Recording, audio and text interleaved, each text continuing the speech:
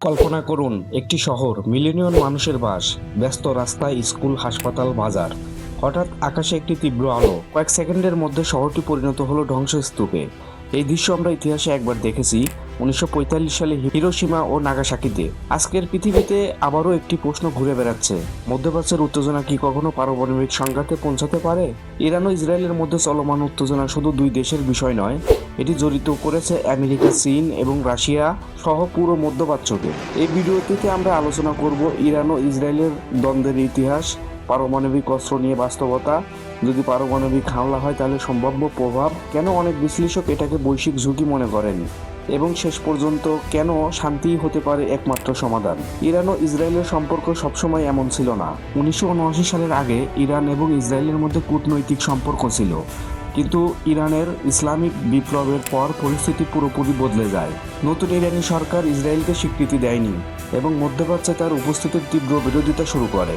এরপর থেকে দুই দেশের মধ্যে সরাসরি যুদ্ধ না হলেও প্রক্সি যুদ্ধ, সাইবার আক্রমণ, গুপ্তচর ভিত্তি সামরিক উত্তেজনা চলতেই থাকে।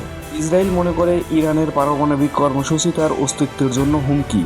অন্যদিকে ইরান দাবি করে তাদের পারমাণবিক কর্মসূচি শুধুমাত্র শান্তিপূর্ণ শক্তি উৎপাদনের জন্য। এই দ্বন্দ্ব গত কয়েক দশকে মধ্যপ্রাচ্যের রাজনীতিকে গভীরভাবে প্রভাবিত করেছে। পারমাণবিক অস্ত্র কোনো সাধারণ বোমা নয়, এটি ধ্বংস ক্ষমতা কয়েকটি ধাপে কাজ করে। বিস্ফোরণ তরঙ্গ, একটি পারমাণবিক বিস্ফোরণ কয়েক সেকেন্ডের মধ্যে পুরো শহর ধ্বংস করতে পারে। তাপীয় বিকিরণ, বিস্ফোরণের সাথে সাথে কয়েক হাজার ডিগ্রি তাপমাত্রা তৈরি হয়, এতে মানুষ, পানি এবং অবকাঠামো মুহূর্তেই পুড়ে যেতে পারে। রেডিয়েশন, পারমাণবিক বিস্ফোরণের পর দীর্ঘ সময় ধরে তেজস্ক্রিয় বিকিরণ ছড়ায়, এতে ক্যান্সার, জেনেটিক সমস্যা এবং পরিবেশগত ক্ষতি হতে পারে। হিরোশিমা ও নাগাসাকির ঘটনা দেখিয়েছে একটি পারমাণবিক বোমা শুধু তাৎক্ষণিক ধ্বংস নয়, বহু দশক ধরে প্রভাব ফেলে। ধরা যাক একটি বড় শহরে শক্তিশালী পারমাণবিক বিস্ফোরণ ঘটল। প্রথম কয়েক সেকেন্ডে বিশাল এলাকা জুড়ে ধ্বংস, আগুনের ঝড়, বিদ্যুৎ ও যোগাযোগ ব্যবস্থা বন্ধ। তারপর শুরু হবে দ্বিতীয় ধাপ, হাসপাতালে রোগীর চাপ, খাদ্য, পানি সংকট, পরিবেশ দূষণ। বিশেষজ্ঞরা বলেন এটি বড় শহরে এমন হামলা হলে শুধু স্থানীয় নয়, পুরো অঞ্চলের উপর প্রভাব পড়তে পারে।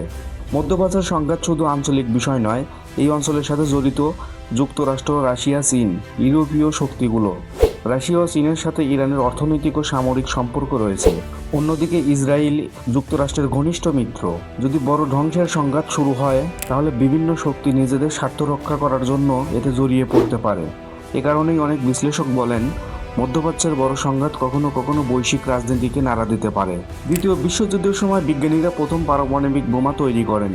ম্যানহাটন প্রজেক্টের মাধ্যমে যুক্তরাষ্ট্র 1945 সালে প্রথম পারমাণবিক অস্ত্র ব্যবহার করে। এরপর শুরু হয় পারমাণবিক অস্ত্র প্রতিযোগিতা। শীতল যুদ্ধের সময় যুক্তরাষ্ট্র, সোভিয়েত ইউনিয়ন বিপুল সংখ্যক পারমাণবিক অস্ত্র তৈরি করে। এই প্রতিযোগিতা পৃথিবীকে বহুবার বিপদের মুখে ফেলেছিল। এ কারণেই পরবর্তীতে বিভিন্ন আন্তর্জাতিক চুক্তি করা হয়, যেমন এনপিটি। ইতিহাস দেখিয়েছে যুদ্ধ শুরু করা সহজ কিন্তু শেষ করা কঠিন। পারমাণবিক অস্ত্রের ক্ষেত্রে এই সত্য আরও ভয়ঙ্কর। একটি ভুল সিদ্ধান্ত বা ভুল বোঝাবুঝি পুরো মানবজাতির জন্য বিপর্যয় ডেকে আনতে পারে। তাই বিশ্বজুড়ে কূটনীতি, আলোচনা এবং আন্তর্জাতিক আইন সব গুরুত্বপূর্ণ ভূমিকা পালন করে।